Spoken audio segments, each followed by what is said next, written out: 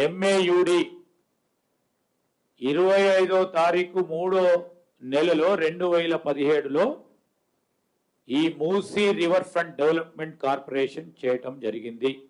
ఇది మాట వాస్తవమా కాదా అని అడుగుతా ఉన్నా. సరే చేసిండ్రు, పెద్ద ఆర్భాటంతో చేసిండ్రు. దానికి ఒక చైర్మన్ కూడా నియామకం చేయటం జరిగింది.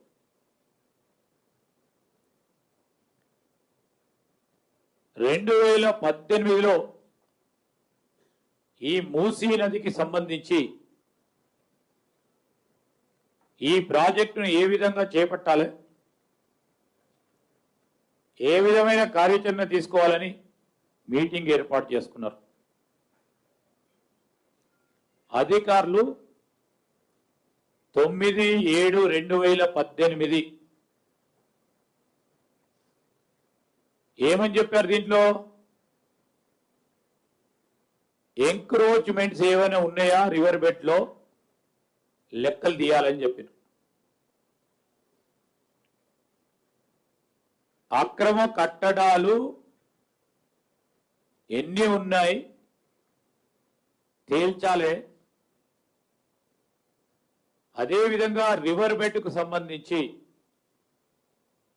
బఫర్ జోన్ ఫిక్స్ చేయాలని చెప్పిండ్రు. బౌండరీతో పాటు 1 నెల కాల ఆయంలో ఇది ఫిక్స్ చేయాలని చెప్పిండ్రు. అధికారులు డిస్కషన్ చేశారు. దాంతోపాటు రీహాబిలిటేషను, R&R, ఇంకేదైనా భూమి అక్విజిషన్ చేసినప్పుడు R&R ఏ విధమైన కార్యాచరణ తీసుకోవాలనో దీనిలో చెప్పడం జరిగింది. అదేవిధంగా ఎవరైతే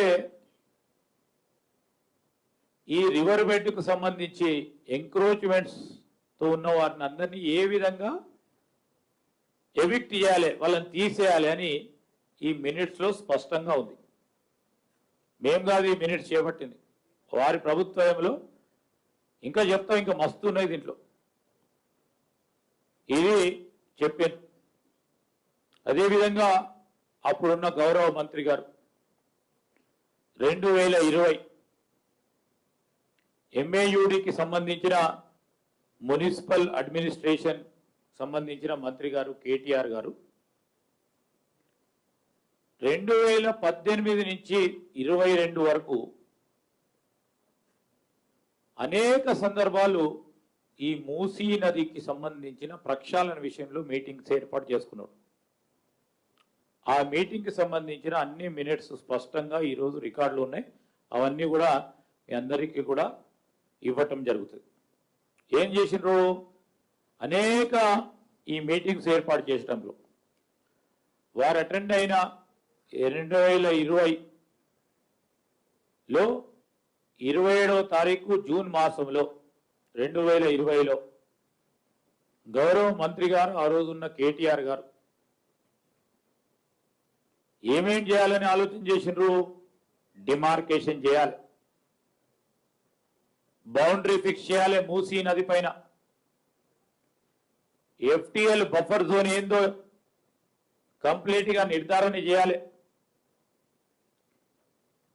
మాస్టర్ ప్లాన్ ని కూడా పూర్తి స్థాయిలో నిర్మాణం చేయాలని జిల్లా కలెక్టర్స్ కి, హైదరాబాద్, రంగారెడ్డి, మేడ్చల్ కి ఈ యొక్క ఆదేశాలు ఇవ్వటం జరిగింది. అదేవిధంగా ఈరోజు ఎక్కడెక్కడైతే కమర్షియల్ స్ట్రక్చర్స్ ఉన్నాయో మూసీ రివర్ కింద ఎంక్రోచ్మెంట్స్ ఉన్నాయో, అక్రమంగా నిర్మాణాలు జరిగిన ప్రాంతాలు ఏవైతున్నాయో వాటన్నిటి విషయంలో స్పష్టంగా ఖచ్చితంగా మనం ముందుకు పోవాలని ఈరోజు Musi river front development project ని యుద్ధ ప్రతిపాదిక మీద తీసుకోవాలని వారు చెప్పడం జరిగింది. దాంట్లో ఆ డెవలప్మెంట్ ప్లాన్ లో వారు రోడ్లు కానీ 100 ఫీటు పెద్ద పెద్ద రోడ్ల నిర్మాణమే కానీ, దానికి సంబంధించి ఎక్కడ అవసరం ఉంటే అక్కడ బ్రిడ్జ్ నిర్మాణాలే కానీ, ఇవన్నిటిని కూడా స్పష్టంగా ఆ మినిట్స్ లో వారు పేర్కొనడం జరిగింది. అక్కడి వరకే ఆగలే. 2021లో మళ్ళా జూన్ మాసంలో 25వ తారీఖు నాడు మరో మీటింగ్ ఏర్పాటు చేసుకొని కార్యాచరణ మొదలు పెట్టాలి. అక్రమ కట్టడాలు ఎక్కడ ఉంటే నిర్దాక్షిణ్యంగా కూల్చేయాలి. ఆ క్రమంలో మీరు ఈరోజు ఎన్యూమరేషన్ చేసిన తరుణంలో వారందరికీ కూడా ఏ విధమైన R&R పాలసీ ఇవ్వాలనో ఖచ్చితమైన టైం ఫ్రేమ్వర్క్ లో మనం చేయాలని వారు స్పష్టంగా ఆదేశాలు ఇవ్వటం జరిగింది. మరొక మారు మీ అందరికీ తెలియజేస్తా ఉన్నాం, 22లో మళ్ళొక్కసారి మీటింగ్ పెట్టి కంపెన్సేషన్ 2 బెడ్రూమ్ హౌసెస్ ఇవ్వాలని ఉన్నవారికి అందరికీ ఎవరికైతే ఈ మూసి రివర్ బెడ్కు సంబంధించి అక్కడ నిర్మాణాలు చేపట్టిన వారికి అందరినీ కూడా అక్కడి నుంచి పంపేసి వారందరికీ కూడా 2 బెడ్రూమ్ హౌసెస్ ఇవ్వాలని చెప్పారు. 15,000 మందిని ఆ రోజు వారు ఎన్యూమరేట్ చేస్తే స్పష్టంగా వారు చెప్పడం జరిగింది.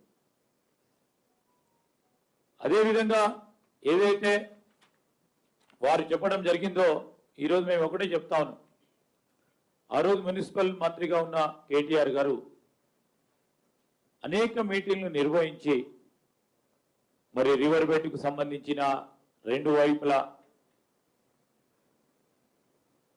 రోడ్డు నిర్మాణం అంటే 55 కిలోమీటర్ల ఇటు 55 కిలోమీటర్ల అటు 110 కిలోమీటర్ల రోడ్డు నిర్మాణం కానీ బఫర్ జోన్ కానీ FTL కానీ అన్నిటినీ కూడా నిర్ధారణ చేసి గుర్తించి వీటిపైన ఉన్న నిర్మాణాలు అన్నిటిని కూడా కూల్చేయాలని చెప్పారు.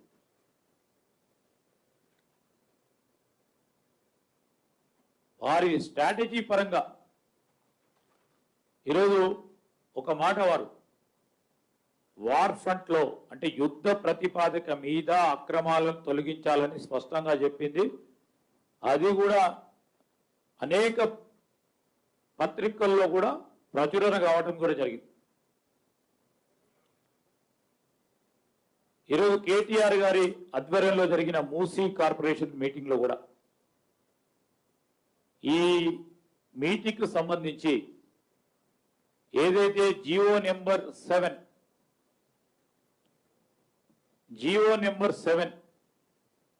2016లో ఒక జియో ఇవ్వటం జరిగింది. ఆ జియోలో ఏమన్నారు, రివర్ బెడ్ బౌండరీకి సంబంధించి 500 మీటర్లను బఫర్ జోన్ గా గుర్తించాలని మేం చెప్పింది కాదు ఈ జియో. 50 మీటర్లను బఫర్ జోన్ గా నిర్ధారించాలని బీఆర్ఎస్ పార్టీ ప్రభుత్వంలో ఈ జియో తీయటం జరిగింది. మేము జియోని ఏది చేంజ్ చేయాలి. ఇప్పటి వరకు ఆ జియో పరంగానే ముందుకు నడుస్తా ఉన్నాం.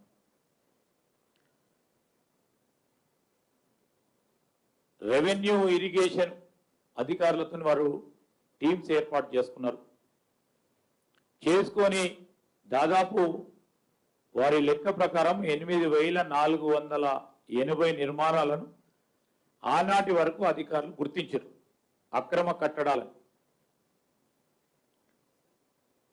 ఈ మీటింగ్ కి సంబంధించి ఆ మినిట్స్ లో ఇవన్నిటిని కూడా స్పష్టంగా వారు తెలియజేయడం జరిగింది. అదేవిధంగా ఈరోజు అనేక సందర్భాల్లో మనం పేపర్లో కూడా చూస్తా ఉన్నాం. సరే, ఓ మూసీ నది ప్రక్షాళన జరిగితే పరిశుభ్రమైన నీరు గాలి అందియాలనే ఆలోచన చేసిందని మేము కూడా అనుకున్నాం. వారు ముందుకు నడుస్తారని ఆలోచన చేసినాం. పేపర్ల వరకే పరిమితమై మాటలతోనే గడిపిన గత 9 సంవత్సరాలు ఇది కూడా మూసీ నది ప్రక్షాళన కూడా అదే విధంగా నడిచింది. అనేక సందర్భాల్లో మనం చూసిన ఈ 2020లో 22లో ఏ విధంగానైతే ఆ మూసీకి సంబంధించిన అటువైపు ఇటువైపు ఉన్న మన అన్నజల్లులు ఆ స్లమ్ ఏరియాస్ లో ఉంటున్న వారు ఆ లోతట్టు ప్రాంతాల్లో ఉంటున్న వారు ఏ విధంగా ముంపుకు గురైనరో స్పష్టంగా పత్రికల ద్వారా ఈరోజు ఈ విధంగా ఈ ప్రాంతాల్లో ఇదే చాదరగట్ ప్రాంతంలో ఆ ప్రాంతంలో ఇంతవరకు నీటి ముంపు జరిగింది. ఒకటి కాదు, అన్ని పేపర్లో ఈ విధంగా రావటం జరిగింది. ఈ విధమైన వార్తలనే కాదు, ప్రతి ఒక్క పౌరుడు అయ్యో ఈ విధంగా అక్రమ కట్టడాలుంటే వీరికి ఏదైనా ఆలోచన చేసి R&R ఇచ్చి వీరిని ఇక్కడి నుంచి ఇతర ప్రాంతాలకు తరలిస్తే బాగుంటుందని ఆ ప్రాంతవాసులు కూడా అప్పుడు కోరిండ్రు. చాలా సందర్భాల్లో ఇబ్బంది పడిన ప్రజానికం. దానికి తోడు మేము చెప్తా ఉన్నాము, ఈరోజు మళ్ళా ఒక ఎక్స్పర్ట్ కమిటీ 15/5/2019లో maximum discharge estimate, maximum flood level Musi Ravi నదికి సంబంధించి మరి చీఫ్ ఇంజనీర్ గారు మూసీ రివర్ ఫ్రంట్ డెవలప్మెంట్ కార్పొరేషన్కు సంబంధించిన మేనేజింగ్ డైరెక్టర్ గారికి ఈరోజు మ్యాక్సిమం డిశ్చార్జ్ ఎంతవరకు ఉంటే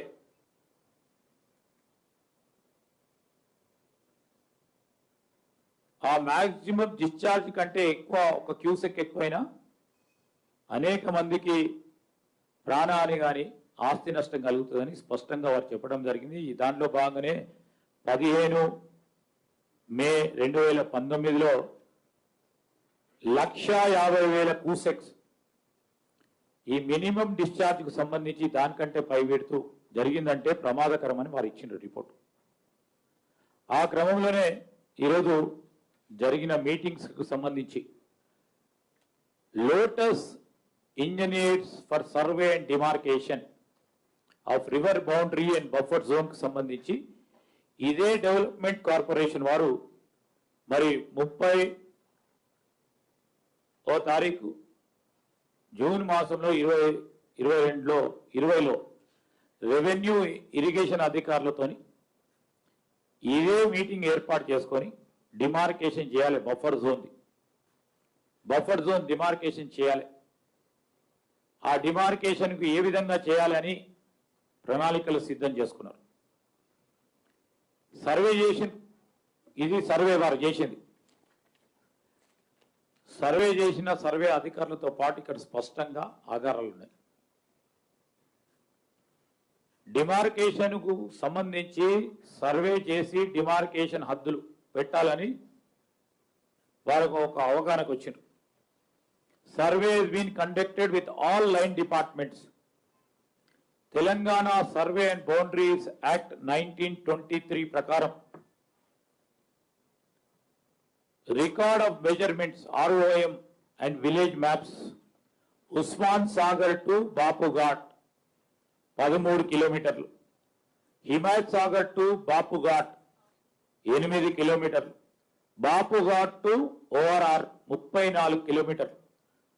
వీరు సర్వే మొత్తం 55 కిలోమీటర్లు, 3 జిల్లాలు, 14 మండలాలు, 47 గ్రామాలకు సంబంధించిన సర్వేను వారు చేయడం జరిగింది. ఇది మేము ఫిక్స్ చేసింది రివర్ బౌండరీస్ కి సంబంధించి fixation of buffer zone, fixation of river boundary and buffer zone అని ఇది మీరు చూస్తూ ఉంటే ఇదే ఫిక్స్ చేసి ఇక్కడ ఫిక్స్ చేసి మార్క్ చేసింది. ఇక్కడ మార్క్ చేసిన క్రమంలో ఈరోజు GOMS 7 ఏదైతే 2016 రూల్ 3(2) బౌండరీకి సంబంధించి మున్సిపల్ కార్పొరేషను, మున్సిపాలిటీ, నగర పంచాయతీ, HMDA, హుడాకు సంబంధించిన లిమిట్స్ లో ఈ GOMS 7 ప్రకారం రివర్ బౌండరీని నిర్ధారణ చేయడానికి ఒక జీవోను వారు తీసుకురావటం జరిగింది. దాని ప్రకారమే ఈరోజు వారు హద్దులు నిర్ధారణ చేసిండ్రు. దాని తర్వాత మ్యాప్స్ కూడా ఫిక్స్ చేసిండ్రు. ఏంది మండల్ వైజ్ మ్యాప్స్ కూడా ఫిక్స్ చేసిండ్రు. ఇవన్నీ స్పష్టంగా వారు ఏ విధంగానైతే వారి ఆలోచన చాలా సందర్భాల్లో యుద్ధ ప్రతిపాదిక మీద అక్రమ కట్టడాలను తీసివేయాలని ఆలోచన చేసి ఆలోచన క్రమంలో వారు అనేక సందర్భాల్లో వారు చెప్పి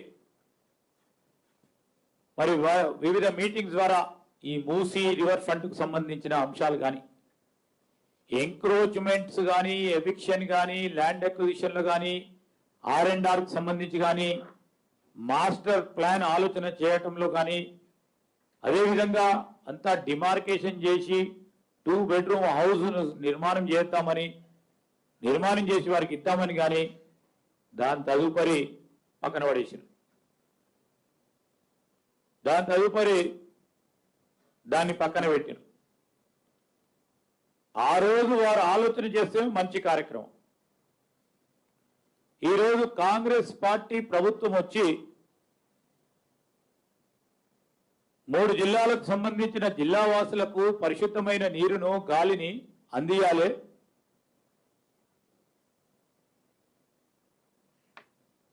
భావి తరాలకు సంబంధించి ఒక మంచి వాతావరణంలో మన నగరాన్ని నిర్మాణం చేయాలి,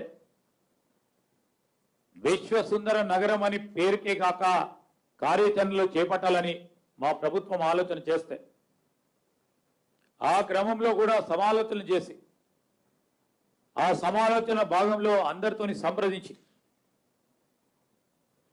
ఈరోజు ఒక కార్యాచరణ తీసుకొని ముందుకు పోతా ఉన్నప్పుడు రాజకీయం చేస్తూ బీఆర్ఎస్ పార్టీ వారు బురద జల్లే కార్యక్రమం చేస్తా ఉన్నారు. మేము అడుగుతా ఉన్నాం ఈరోజు వారిని, మీరు చేస్తేనేమో ఒప్పు, మేము చేస్తే తప్పు అయిపోతా ఉంది. ఈరోజు ఎందుకు చేస్తున్నారు? మూసీ నది ఎవరి గురించి చేస్తున్నారు? ఇంకేం పని లేదా అని అడుగుతున్న వారికి ఆ రోజు ఏం పని లేకుండానా? వారికి ఆ రోజు ఏం పని లేకుండానా? మేము అడుగుతా ఉన్నాం. ఏదైనా పని చేపడతా ఉన్నప్పుడు మంచి ఆలోచనతో చేపడతా ఉంటాం. సరే, చాలా క్లిష్టతరమైన ప్రాజెక్ట్ ఇది, ఈ ప్రాజెక్ట్ అభివృద్ధి. అలాంటి సందర్భాల్లో సమస్యలు వచ్చినప్పుడు సమస్యకి ఈ విధంగా పరిష్కారం చేయాలి. మీకు 9 సంవత్సరాల పరిపాలన అనుభవం ఉంది. ఆ అనుభవ భాగంలో ఇవన్నీ సమస్యలు వచ్చినప్పుడు ఈ విధంగా పరిష్కారం చేస్తే మార్గం బాగుంటుంది, ప్రజలకు ఇబ్బంది లేకుంటుందని మీ సలహా సూచనలు ఇస్తే తప్పకుండా స్వీకరించే పెద్ద హృదయం మా కాంగ్రెస్ పార్టీ ప్రభుత్వాన్ని మేము అందజేస్తాను. కానీ రాజకీయాలు చేసి ప్రజలను పక్కదారి పట్టించే కార్యక్రమం చేస్తూ ఈరోజు బీఆర్ఎస్ పార్టీ ఏ విధమైన రాజకీయం చేస్తా ఉందంటే, ప్రజలు ఇబ్బంది పడతా ఉన్నప్పుడు ఇబ్బందులకు వారితోని షేర్ చేసుకొని సమస్యను ఏ విధంగా పరిష్కారం చేద్దామని ఆలోచన పోకుండా ఇంకా సమస్యను జటిలం చేస్తూ వారికి ఇంకా ఇబ్బంది పెట్టే కార్యాచరణ తీసుకుంటాను సందర్భంలో ఈరోజు ప్రజానికానికి మేము ఈ సందర్భంలో తెలియజేయడానికి మేము ఇవన్నీ స్పష్టంగా చెప్తా ఉన్నాం. మేము అడుగుతా ఉన్నాం, మీ అనుభవరీత్యా అనేక సందర్భాల్లో మరి ఆనాడు ఉన్న ముఖ్యమంత్రి గారు కేసీఆర్ గారు చెప్పారు, కొంతమంది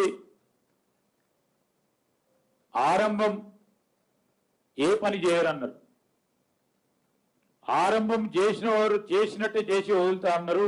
ఇది వారికి సంబంధం. కానీ ధైర్యం, పట్టుదల,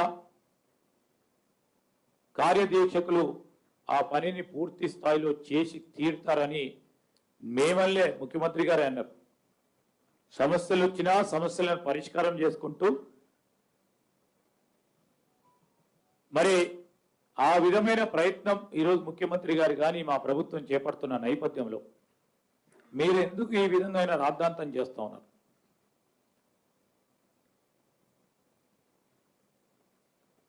కాళేశ్వరం ప్రాజెక్టు, మల్లన్న సాగరు, ఇతర ప్రాజెక్టులకు సంబంధించిన భూ నిర్వాసితుల విషయంలో ఎందుకు ఆ రోజు మీరు కనికరం చూపెట్టలే? ఎందుకు ఆ భూ నిర్వాసితులకు కనీసం 2 బెడ్రూమ్ల ఇల్లు ఇవ్వలే? R&R కు సంబంధించిన అంశం విషయంలో స్పష్టత లేకుండా నిర్లక్ష్యం వహించింది మీరు. ఈరోజు మళ్ళొక్కసారి అధికారం పోయింది. అధికారం పోయిన తర్వాత ఏం చేయాలనో తోచక ఈ విధమైన బురద జల్లే ప్రయత్నం చేస్తా ఉన్నారు. ఇప్పటికైనా మానుకోండి అని చెప్తాను. స్పష్టంగా ఈ ప్రభుత్వం పేదోళ్లకు, మధ్యతరగతి కుటుంబీకులకి, వారికి ఇబ్బంది పెట్టే ప్రయత్నం చేయదు, ఏ పని చేయదు, వారికి కష్టించే పని ఏ విధంగా చేయదు. స్పష్టంగా అనేక సందర్భాల్లో చెప్తా ఉన్నాం. ఈరోజు ప్రజాస్వామికంగా వారి ఆలోచన మేరకు కౌన్సిలింగ్ చేసి ఒప్పించి మెప్పించి స్వచ్ఛందంగా వారంతటా వారుగా ఒక మంచి కార్యక్రమం కార్యాచరణ చేపడతా ఉన్నారు. 2 బెడ్రూమ్ల ఇల్లు ఇస్తా ఉన్నారు. వారికి ఉపాధి కల్పన చేయబోతా ఉన్నారు. వారి పిల్లలకు రెసిడెన్షియల్ స్కూల్స్ లో సీట్లు ఇస్తా ఉన్న తరుణంలో ఆ పేదవాడికి కావాల్సిన కనీసం ఇల్లు, చదువు, ఉపాధి కలిగించే ఒక కార్యాచరణ, ఒక మంచి R&R ఆలోచన చేస్తామని ఈ ప్రభుత్వానికి. కొన్ని సందర్భాల్లో కింద స్థాయి అధికారులు అతి ఉత్సాహంతో కొన్ని పొరపాట్ల విషయంలో అంశాలు మా దృష్టికి వచ్చిన తర్వాత, ప్రభుత్వం దృష్టికి వచ్చిన తర్వాత వెంటనే ప్రభుత్వం కూడా వాటి పరంగా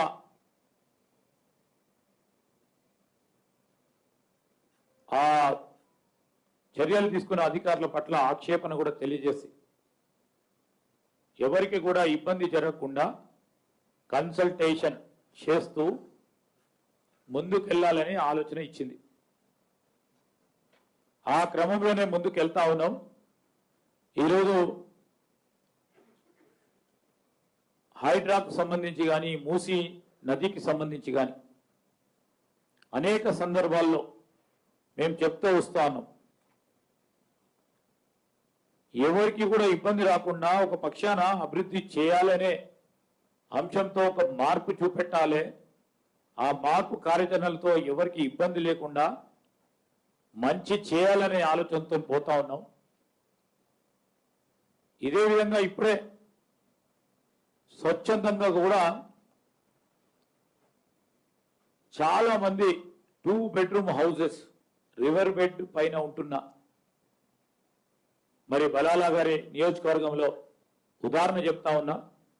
స్వచ్ఛందంగా వారికి వారే ఈరోజు 2 బెడ్రూమ్లకు సంబంధించిన ఇళ్లకు మేము పోతున్నామని వారే స్వచ్ఛందంగా పోతూ వారు ప్రభుత్వానికి కూడా కృతజ్ఞతలు చెప్తూ, శాసన సభ్యులకి, అక్కడ ఉన్న పార్లమెంట్ సభ్యులకు కూడా వారు కృతజ్ఞతలు చెప్పడం జరిగింది. ఇలాంటి వీడియోలు ఎవరైతే వ్యతిరేకంగా ఒక వీడియో వస్తే దాన్ని వైరల్ చేసే ప్రయత్నం చేస్తూ ఉన్నారు, వారందరూ కూడా ఇలాంటి వీడియోలు పరంగా వైరల్ చేసే కార్యక్రమం చేయరు. ఎందుకంటే మంచి జరుగుతూ ఉన్న సందర్భంలో నేను ఈ సందర్భంలో ప్రతి ఒక్కరికి కూడా మనవి చేస్తా ఉన్నాను. ఎవరిని కూడా ఇబ్బంది పెట్టే ఆలోచన లేదు ఈ ప్రభుత్వానికి. ఒక ప్రజాస్వామిక ఆలోచనతో అందరితోని సంప్రదింపులు చేసి మూసీ నదికి సంబంధించిన ప్రక్షాళన, మూసీ నది డెవలప్మెంట్కు సంబంధించిన అంశాలను ముందుకు తీసుకెళ్లే ప్రయత్నం, కార్యాచరణ తీసుకోబడుతుందని మీ ద్వారా మేము ప్రజలకు తెలియజేస్తా ఉన్నాం. Thank you.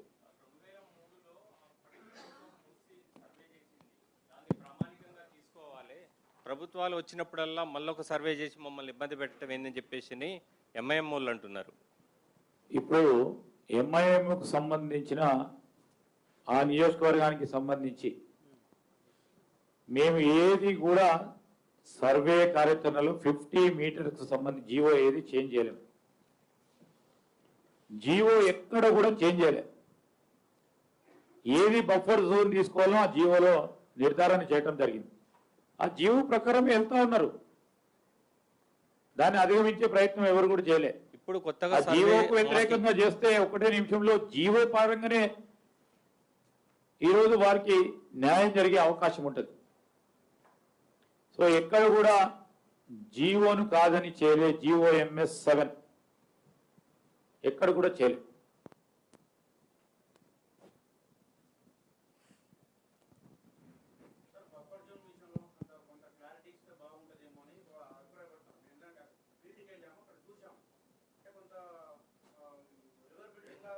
స్వచ్ఛందంగా వెళ్తా ఉన్నారు. కానీ కాకపోతే ఏంటంటే బఫర్ జోన్లో ఉన్నటువంటి వాళ్ళకు కొంత క్లారిటీ ఇస్తే బాగుండేది. మేము కొన్నేళ్ల కాడ నుంచి ఇక్కడ కట్టుకొని ఉన్నాం కాబట్టి అది 2013 రిహాబిలిటేషన్ చట్టం ప్రకారమా లేకపోతే గతంలో ఇచ్చినటువంటి కేసీఆర్ ప్రభుత్వం తీసుకొచ్చిన చట్టం ప్రకారం ఏ విధంగా ఇస్తారనేది కొంత దాని మీద క్లారిటీ ఇస్తే బాగుండేదని ఒక ఎస్. ఇప్పుడు మేము అందుకోసమే క్లారిటీ విషయంలో ఆ ప్రాంత వాసులకు అందరికీ కూడా న్యాయం జరగాలి, ఎవరికి కూడా ఇబ్బంది జరగకూడదని హెల్ప్ డెస్క్ సెంటర్స్ పెట్టాం ప్రతి కలెక్టరేట్, ప్రతి జోనల్ కమిషనర్ ఆఫీస్లో కూడా హెల్ప్ డెస్క్ పెట్టడం జరిగింది. బఫర్ జోన్ విషయంలో ఇప్పుడు స్పష్టంగా కూడా చెప్తా ఉన్నాం, ఇంకెక్కడైనా కన్ఫ్యూజన్ ఉంటే తప్పకుండా ఆ ప్రజానికానికి ఈ విధమైన బఫర్ జోన్ ఉంది, జీవో ప్రకారము 2016లో తీసుకున్న జీవో ప్రకారం బఫర్ జోన్ ఈ విధంగా ఉంటుంది అని మరొకసారి చెప్పే కార్యాచరణ మా అధికారులు తీసుకుంటారు. సార్ మంత్రి గారు, ఇంతకుముందుకు మీరు చాలా జీవోలు చెప్పారు, వాళ్ళు గతంలో తీసుకున్న నిర్ణయాలు మినిట్స్ అవన్నీ చెప్పారు. అంత ప్రోగ్రెస్గా ఉన్న ఆనాటి గవర్నమెంట్లో ఉన్న వాళ్ళందరూ కూడా ఇప్పుడు మూసీకి సంబంధించిన రివర్ బెడ్ దగ్గర పోతున్నారు, వాళ్ళని ఓదారుస్తున్నారు, ధర్నాలు చేస్తున్నారు, తెలంగాణ భవన్ పిలిపించుకుంటున్నారు. ఏంటి అంటే ఏ కోణంలో చూస్తారు ఇదంతా? అది రాజకీయం అండి. ఇప్పుడు రాజకీయంగా ఏ అంశం దొరుకుతలేదు, ఒక పక్షాన ప్రభుత్వం అన్ని పనులు చేస్తూ ఉంది ఒకటి తర్వాత ఒకటి. పేదలకు కానీ నగరవాసులకు కానీ ప్రధానంగా మూసీ నది అంటే మనకు ఒక గొప్ప చరిత్ర ఉన్న నది. ఆ నదికి సంబంధించి రేపు పట్టణంలో 3 జిల్లాల్లో ఉమ్మడి జిల్లాలకు సంబంధించి ఆ రోజు ఇదే ప్రక్షాళన జరిగి మంచి నీటిని తాగే అవకాశం ఉండి మంచి గాలిని పీల్చే అవకాశం ఉంటే ప్రజలు వాళ్ళని ఎవరిని కూడా చూడరు. కాంగ్రెస్ పార్టీ చేసింది వీరికే పేరు వస్తుంది, రేపు పొద్దున దీన్ని ఎట్లయినా ఆపు చేయాలని ఒక ప్రయత్నం జరుగుతుంది, స్పష్టంగా కనబడుతుంది. మంత్రి గారు, ఇది అక్టోబర్ 2 కొత్త రేషన్ కార్డులు స్టార్ట్ చేస్తున్నాం అన్నారు, అదేమన్నా విధి విధానాలు వచ్చాయి? ఈరోజు ఆ కమిటీ కూర్చొని ఆలోచన చేస్తూ ఉంది. పాయిలెట్ను తీసుకుంటారు, పాయిలెట్ బేసిస్ మీద కొన్ని ప్రాంతాలు తీసుకుంటా ఉన్నారు. ఆ పాయిలెట్లో ఆ ఫ్యామిలీ కార్డ్స్ అమలు చేసిన తర్వాత అక్కడ చిన్న చిన్న ఏదన్నా అంశాలు ఉంటే తీసుకొచ్చి మళ్ళా దాంట్లో ఇంకేమైనా సవరణలు చేయన్నా, ఇంకా ప్రజలు ఏం కోరుతా ఉన్నారు చూసి ముందుకు తీసుకెళ్ళడం జరుగుతుంది. ఈ దేశంలో చాలా నదులు ప్రక్షాళన చేశారు, కానీ 1,50,000 కోట్ల రూపాయలు మూసీలో పోసేందుకు తెలంగాణ ప్రభుత్వం సిద్ధమైంది, పెద్ద స్కామ్ అంటున్నారు. అసలు 1,50,000 అవుతుందా సార్? ఎంత ఎస్టిమేషన్ ఉన్నది మీరు? అసలు ఇప్పుడు 100 కోట్లు అవుతుందా, 50 కోట్లు అవుతుందా, 150 కోట్లు అవుతుందా, 1000 కోట్లు అవుతుందా, 50,000 కోట్లు అవుతుందా, 1,00,000 కోట్లు అవుతుందా అని నిర్ధారణ వారంతట వారు వచ్చి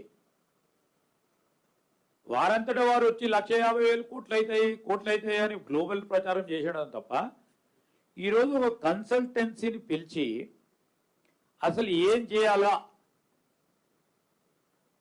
మంచినీటికి సంబంధించి ఎన్ని సీవరేజ్ ప్లాంట్లు కట్టాలా, లింకేజీలు ఏ విధంగా చేయాలి, సీవరేజ్ లైన్లు ఏ విధంగా చేయాలా, స్ట్రాంగ్ వాటర్ నెట్వర్క్ని ఏ విధంగా నిర్మాణం చేయాలి, ట్రంక్ అని ఇంటర్సెప్టర్ నెట్వర్క్స్ని ఏ విధంగా చేయాలి, అదేవిధంగా ఈరోజు బ్రిడ్జెస్ కానీ ఎక్స్ప్రెస్ వేలు కానీ పార్క్స్ కానీ స్పోర్ట్స్ ఫెసిలిటీస్ కానీ ఇక్కడే ఒక RFP ఇప్పుడే ఇచ్చింది. అసలు ఇంకేం తెలియదు, అది రూపాయి అవుతుందా, 2 రూపాయలు అవుతుందా, 10 రూపాయలు అవుతుందో తెలియదు, కానీ వారు 1,00,000 కోట్లు కాళేశ్వరం ఖర్చు పెట్టినట్టు దీన్ని కూడా ఖర్చు పెట్టే కార్యక్రమం చేస్తారు, కార్యాచరణ తీసుకుంటారని వారు భ్రమపడితే దానికి జవాబు చెప్పమంటే ఎట్లా బ్రదర్? మంత్రి గారు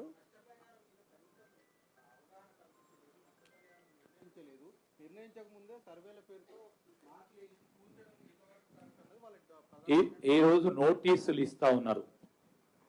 రెండో పక్షాన సివిల్ సొసైటీకి సంబంధించిన అనేక మంది పెద్దలతో మాట్లాడుతూ ఉన్నారు, అక్కడ ఉన్న ఆ కాలనీ వాసులతో మాట్లాడుతూ ఉన్నారు. ఇప్పుడున్న R&Rకు సంబంధించి ఎవరైతే హట్స్లో ఉంటున్నారో వారికి సంబంధించి 2 బెడ్రూమ్లు ఇల్లు ఇస్తామంటే స్వచ్ఛందంగా సంతోషంగా పోతా ఉన్నారు కదా, దట్ ఈస్ కాల్డ్ R&R. దానికి తోడు ఇది ఒకటి లైవ్లీహుడ్ ప్యాకేజ్, అంటే ఉపాధి పరంగా కూడా వారికి ఏదో విధంగా ఆదాయం కలిగించే ఒక ఆలోచన. పిల్లలు చదువుతూ ఉంటే ఆ పిల్లలకు రెసిడెన్షియల్ స్కూల్స్లో అడ్మిషన్ ఇచ్చే ప్రక్రియ, ఇదంతా కూడా రీసెటిల్మెంట్ అండ్ రీహాబిలిటేషన్ ప్రోగ్రామ్ కిందనే ఎక్కడ కూడా తీసుకునే అన్ని అంశాన్ని తీసుకుంటున్నాం. ఈరోజు మీ అందరికీ కూడా తెలుసు, ఈ R&Rకు సంబంధించిన అంశం విషయంలో మేము స్పష్టంగా చెప్తా ఉన్నాం,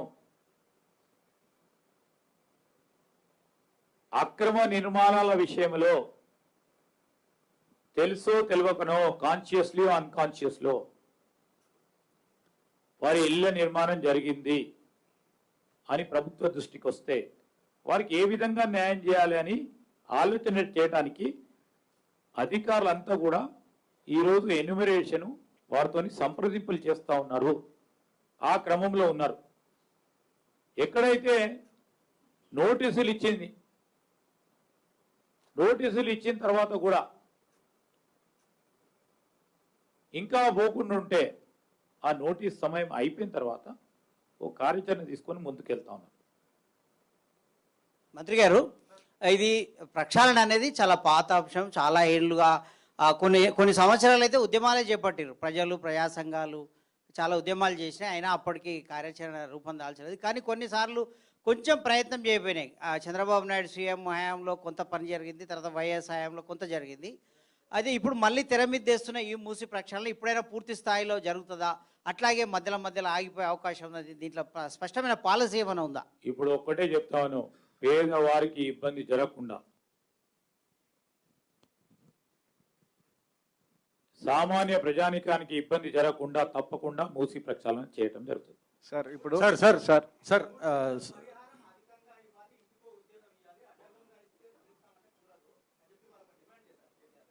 ఇప్పుడు ఏదైనా ఇప్పుడు సజెషన్ ఇస్తా ఉన్నారు, సరే ఆ సజెషన్ ఎంతవరకు ఫీజిబుల్ మేము అడుగుతా ఉన్నాం, వారు ఎందుకు చేయలే? సరే, ఫీజిబుల్లో నాన్ ఫీజిబుల్ మేము తప్పకుండా ఆలోచన చేస్తాం. కానీ మేము స్పష్టంగా వారిని అడుగుతా ఉన్నాం, మీరు అనేక ప్రాజెక్టులు ఇవ్వబెట్టిండ్రు, ఎక్కడ ఇచ్చిన 2013 ల్యాండ్ అక్విజిషన్ కు సంబంధించిన చట్టాన్ని పక్కన పెట్టిండ్రు. ఎందుకు పెట్టిండ్రు? కొత్త జీవో తీసుకొచ్చారు. మీ అప్పుడు లేని ప్రేమ మీకు ప్రభుత్వంలో లేని ప్రేమ ఇప్పుడు వస్తూ ఉంది.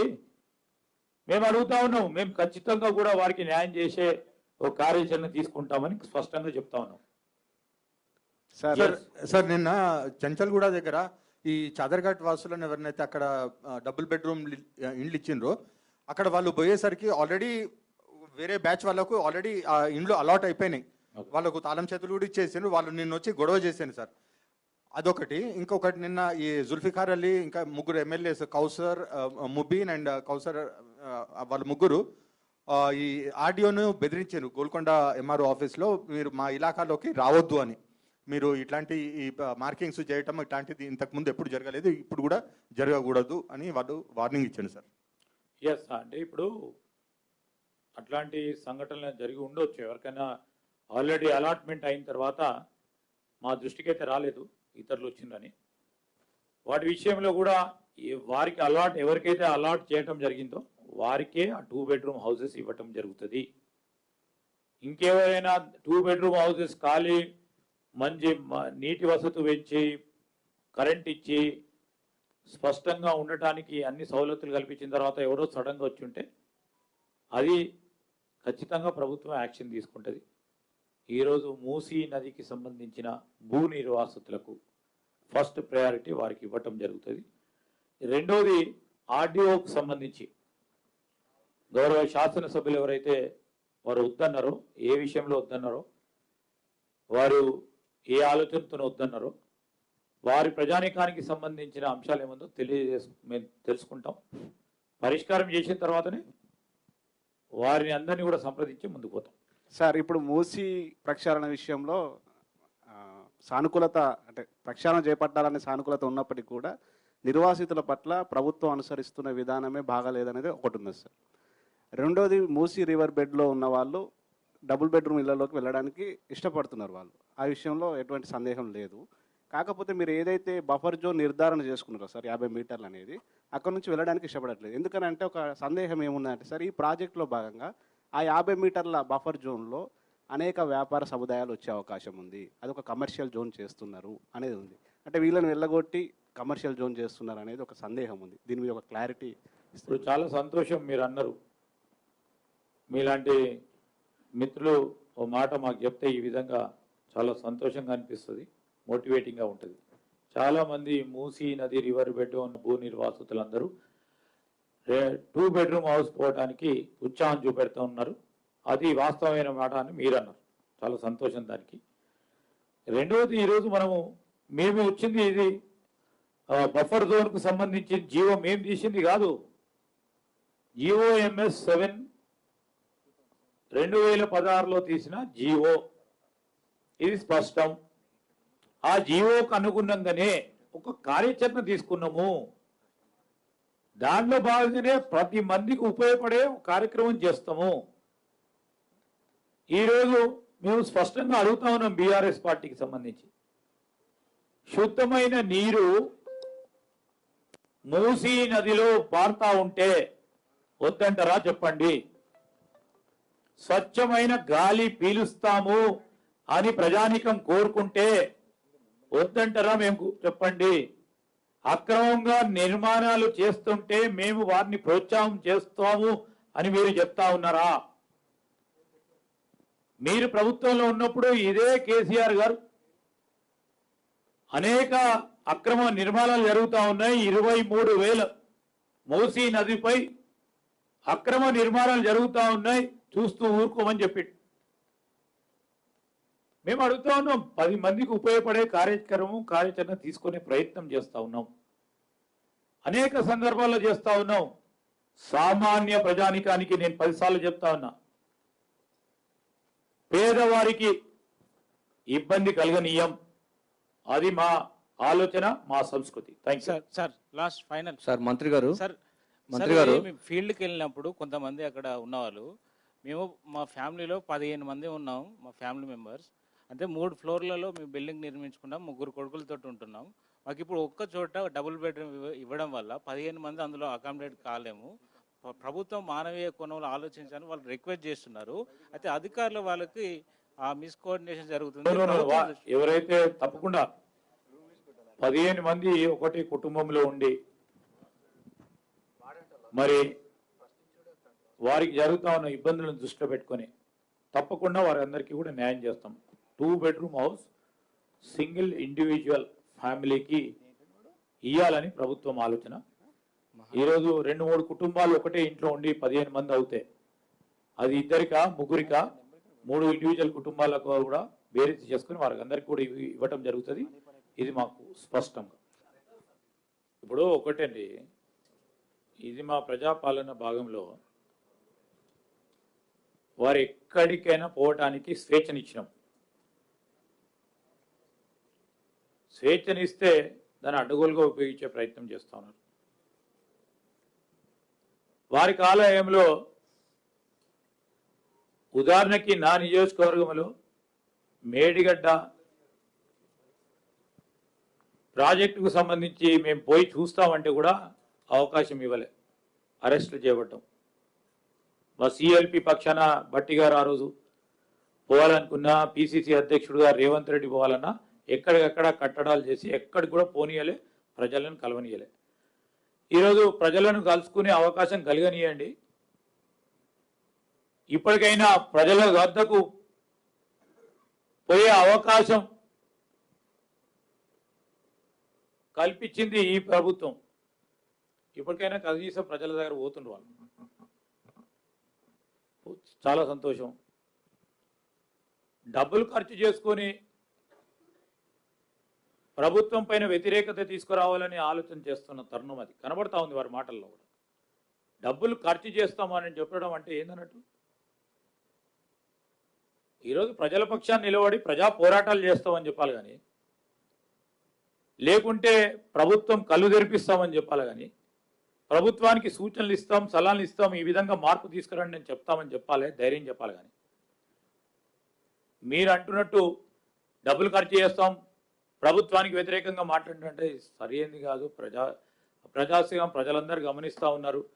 ప్రజలందరినీ కూడా వారు ఏ విధంగా రాజకీయం చేసే ఆలోచనతో, ప్రక్రియతో, ఒక ప్రణాళికతో మేము చేపట్టే ప్రతి మంచి పనిని అడ్డుకోవాలనే ఆలోచన చేస్తా ఉన్న తీరును ప్రజలు గమనించాలని కోరుతా ఉన్నాం. అసలైన తొలి వెలుగు. ఫాలో వాట్సాప్ @తొలి వెలుగు అఫీషియల్.